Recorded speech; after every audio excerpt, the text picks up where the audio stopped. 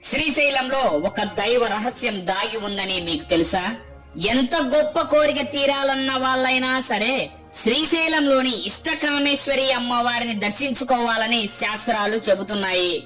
అమ్మవారి దగ్గరికి వెళ్లి కోరిక కోరుకుంటే తీర్చని కోరిక అన్నది లేదు. నీకు ఏది ఇష్టమో అది ఇస్తుంది.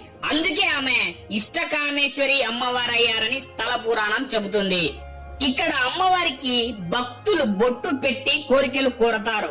ఆ బొట్టు పెట్టే సమయంలో మెత్తగా మనిషి నుదురు ఎలా తగులుతుందో అలాంటి అనుభూతి కలగడమే ఇక్కడి విశేషం. ఇష్టకామేశ్వరి దేవాలయం ఒక్క శ్రీశైలంలో మాత్రమే చూడగలం.